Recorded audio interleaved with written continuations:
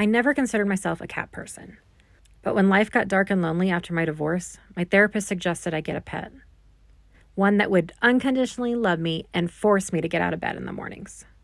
So I adopted a kitten from my local rescue. When I got Luna, she was originally named Fluffernutter and was only 6 weeks old. My therapist was mad I got a cat and not a dog. Hi, sweet baby.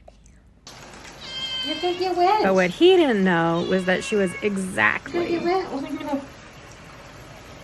what I needed in my life. Oh. You don't like you want to take a shower? She kept me company everywhere I went and made sure I was up every morning at sunrise. But I quickly realized Luna needed a friend. She was keeping me up all night wanting to play.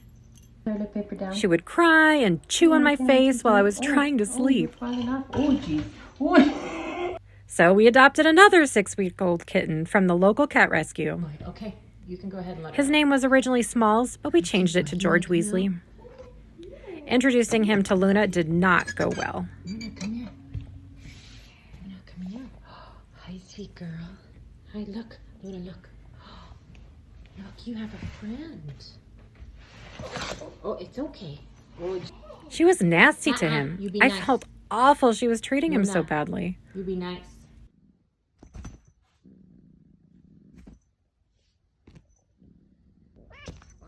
After 2 days of this, I decided I should return George to the rescue. He did not deserve to be treated that way. But when I went downstairs the next morning, I saw this.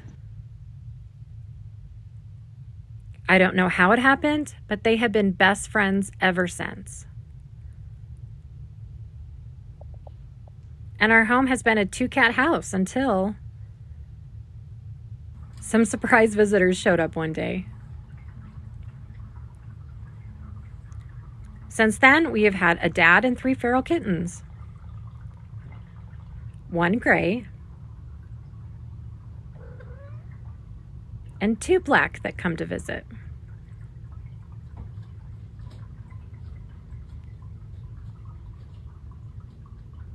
They come for food and water and shelter.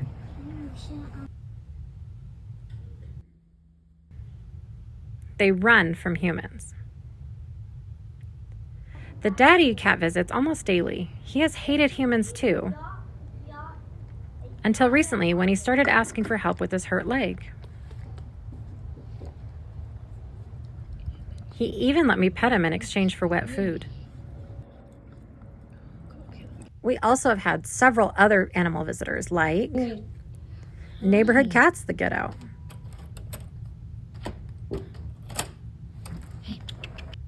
barn cats from down the road, a friendly raccoon, a mink, and even a magpie. Our home is full of cat people now. A few weeks ago, George was lost in a snowstorm. The night before he disappeared, this strange new animal showed up on our back porch. We think it's an escaped mink from a nearby mink farm. The next afternoon, I let George and Luna out on my front porch. And when I went to call them in, George was gone. I called his name and he didn't return. My kids and I took turns calling his name for the next 2 hours, but he didn't come home, and then it started to snow. I reached out to neighbors and posted online asking for help in finding him. Luna and I looked as long as we could in the dark, snowy weather. I put out his litter box, and we kept hoping he'd come home. But he didn't come home. My kids cried themselves to sleep. Come here. It was the first night ever without him home since he joined our family. We were all incredibly worried about him. Luna even slept on the stairs so she wouldn't miss him if he came home. The next day, me, Luna, my kids, and neighbors spent hours walking the neighborhood, calling his name.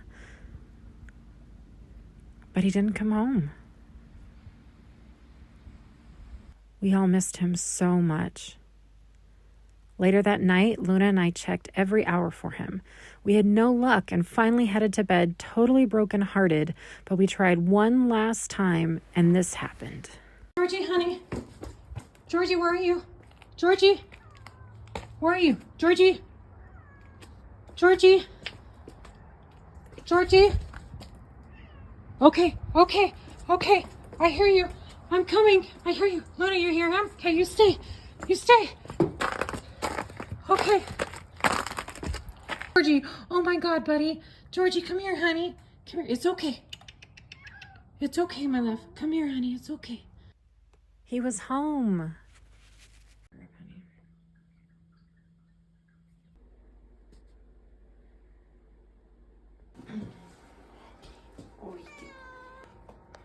Oh, this is neat. Put your paws in. It's okay. Oh, look at all that dirt coming off. Oh, geez. Okay, that's not how we meant it to happen.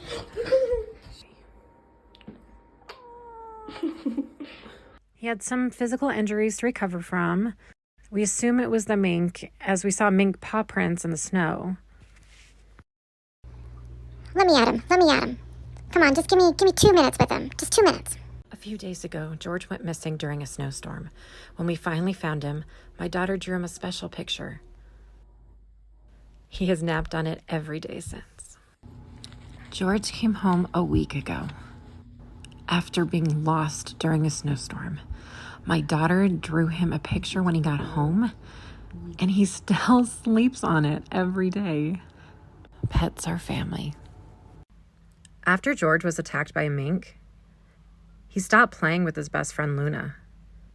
He didn't like wrestling or chasing anymore. It had become frightening to him. For weeks, he avoided her advances to play, until one day a miracle happened. He started to play again.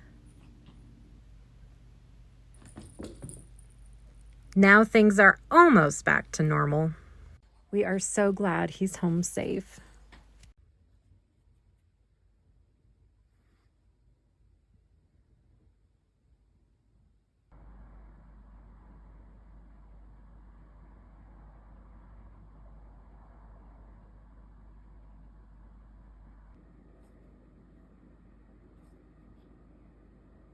Today, I took all 3 cats to the vet for checkups, with no idea that one of them was very sick. First, I packed up indoor cat Luna, who was almost 2 years old.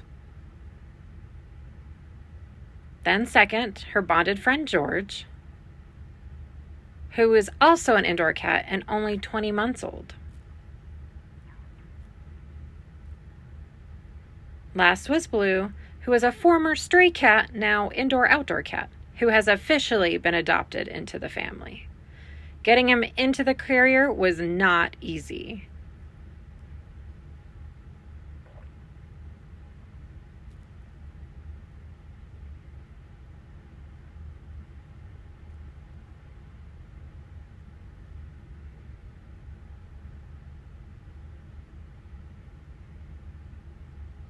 With all 3 cats in their carriers, I put them in the car with no idea what would happen to George. No one liked the car ride, but it seemed they bonded over their hatred of being in the car.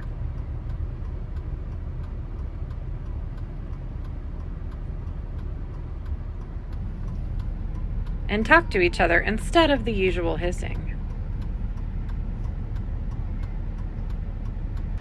Once at the vet, all became quiet as they waited to see what would happen.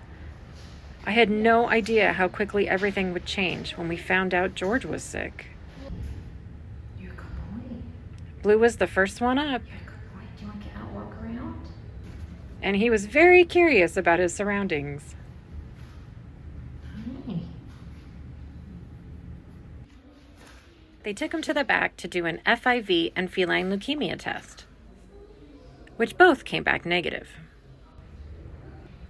This sweet boy got his vaccines and a microchip and weighs a healthy 14.95 pounds and has a normal temperature.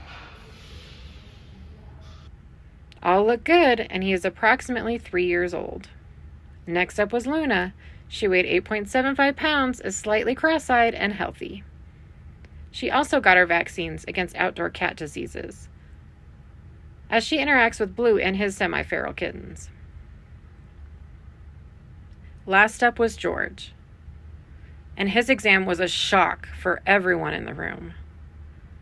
This 20-month-old, 12-pound cat who seemed healthy has a fever, swollen lymph nodes, rotting teeth, and a mouth full of painful red tissue. He was diagnosed with stomatitis. It's a disease with no known cure and rarely seen in such a young cat. The goal is to stop the spread and make him comfortable. We started antibiotics and a steroid and will have his teeth removed soon.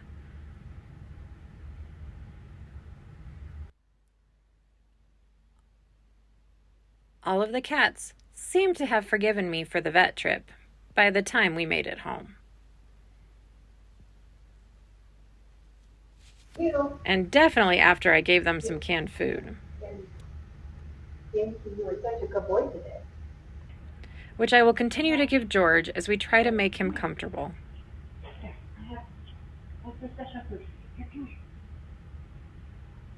And try to reduce his pain. Today, George was back at the vet. His stomatitis is worse. He's lost weight and is dehydrated because his mouth hurts too much to eat and drink. Today, we scheduled him to have all of his teeth removed up to his canines, and we hope this slows down the disease. This is our one option to help him feel better. If it doesn't work, we're out of options, so we're really hoping it works.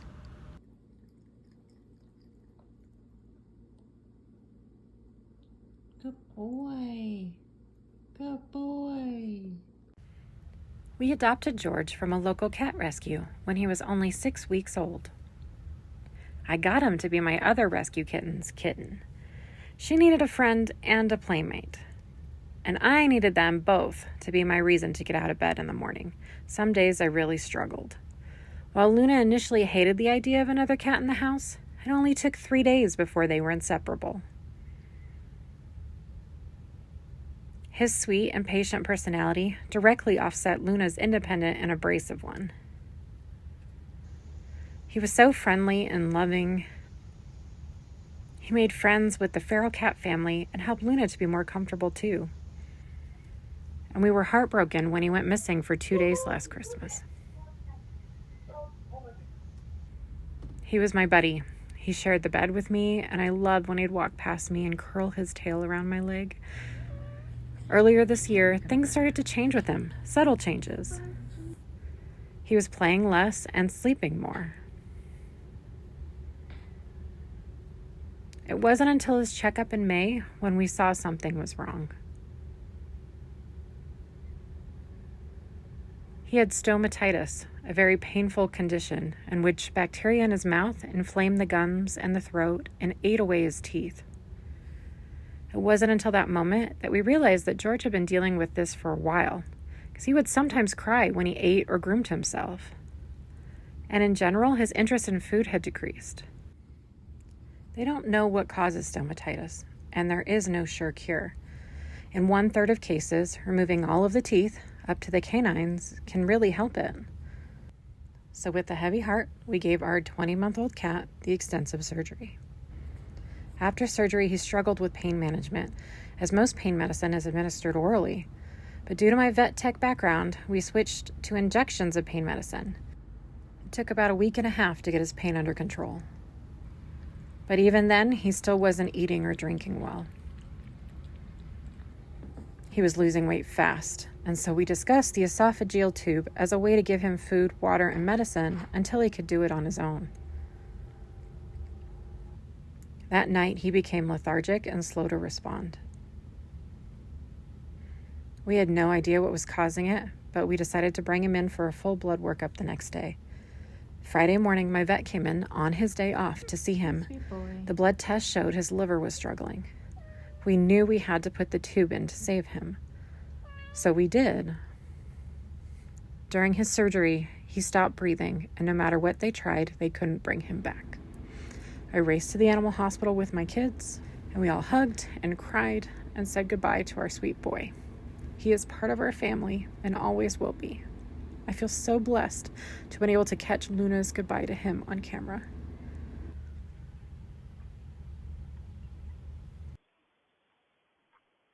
We miss you, George. Thank you for letting us love you and for being part of our family.